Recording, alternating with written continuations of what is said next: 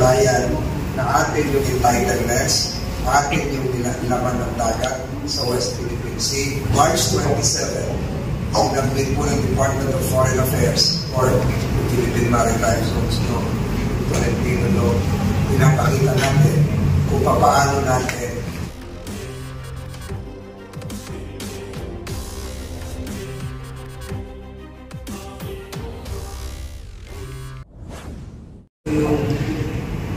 ito yung pinaka-foundation natin ngayon. Makatapos tatlong dokumento na in chronological order. Perhaps not ano ba sa English yung pag-ubot na sariling bako. Una, yung Declaration of Independence. June 12, 1898. Mahalaga yan. Kasi yung kasarili natin. Pangalawa, yung ginawa natin sa Ligang Batas, although amended several times, 1935 Constitution, 1973 Constitution, tumabi pa yun ngayon sa 1986 Constitution. Una, pinakita natin yung ating kasalindan.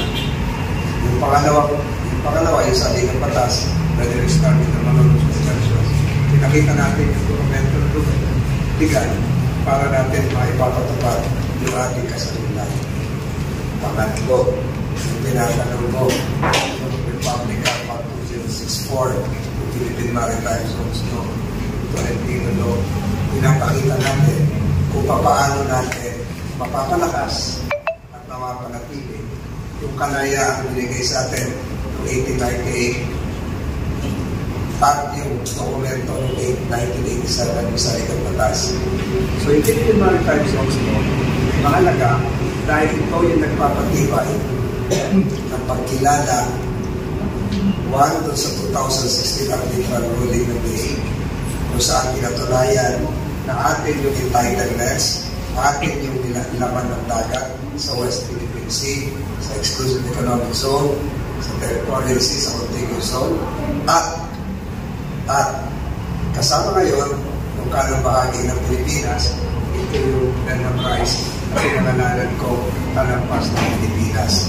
Mahalaga ito kasi habang nakakampanya ko tayo, March 27, sinabit po ng Department of Foreign Affairs sa International Sealand Authority yung mapa, yung chart ng talampas from Catanduanes all the way up to Palanan Isabela, approved. Ang ibig sabihin po nun, lampas to 200 nautical miles, may mapa ako rito, lampas sa 200 nautical miles, yung seabed, yung sa ilalim, atin pa rin, 13 million hectares, rich in manganese nodules, rich in natural gas, rich in oil, rich in rare earth elements. Yung sangkap magagawa nito mga to, electric products. So, mahalaga ito kasi 1898, pagkawagay mo sa amin sa Kawit, Kalayaan. 1987, 1935 Constitution, hanggang sa Ligang Batas natin ngayon, legal document, implementing Kalayaan. Maritime Zones Law, the future. The future. Ito na yung kinabukasan ng ating bansa. Ito na yung magbibigay ng kasagutan sa kahirapan sa bansa. Ito yung makakasagot sa bakit mahal yung kuryente. Ito yung makakasagot sa bakit mahal yung gas, yung gasolina.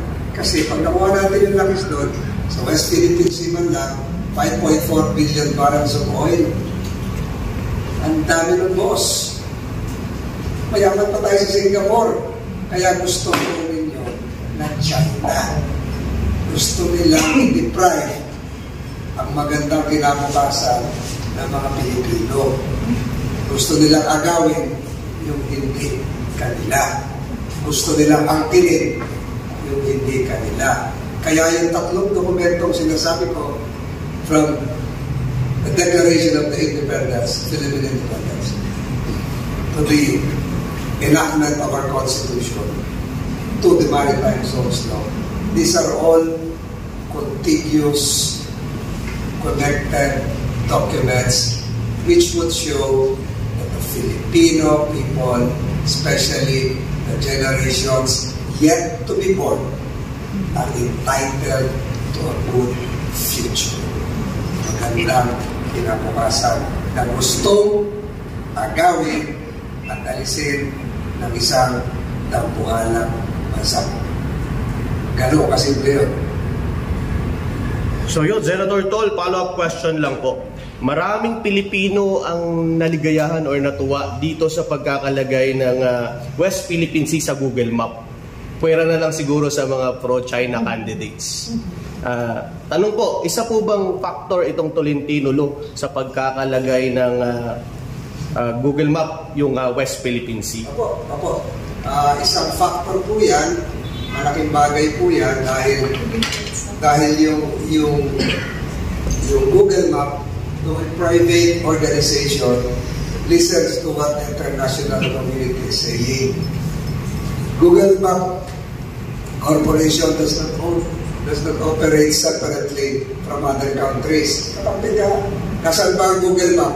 Their presence in Seattle, their presence in Washington DC, their presence in other countries. So, private international organizations, state actors work together. So, ang next step natin dito, yung talabas, may sama na rin sa Google Map. At yung sinasabi ko 3 days after Google Map placed the name West Philippine Sea in their maps, sumulat po ako sa ICAO, International Civil Aviation Organization. Sumulat po ako, nakalimutan ko na lang yung PEDSA, para lang sa ganon ay mas maliwanag. Para sa ganon ay i-require lahat ng foreign airlines entering the Philippines, upon entering Philippine territory, to announce to the pilots to make the announcement, you are now entering the West Philippine Sea. Please fasten your seatbelts. Yun po hinihiling ko. Hindi pa tumutuhon. It will happen. It will come. Pag nangyari po yun, pati po yung mapa doon sa harapan ng aeroplano, lalagay po doon West Philippine Sea. At susunod po, ilalagay din yung talampas ng Pilipinas. Masaya na po ako. At dapat masaya rin po kayo. Yes. Senator, magandang hapon po. Sir, kahapon may statement na po kayo about dun sa nahuling Chinese national. For soundbite sa purposes po, ask po sana namin ngayon yung video reaction nyo. And with relation sa Senate Bill 2951 po na sinusulong po ninyo. Alam nyo, kanina, natanong ako sa isang kapihan. Kaya nyo lang ginagawa yan kasi eleksyon. Sabi ko, hindi. You were not listening or paying attention.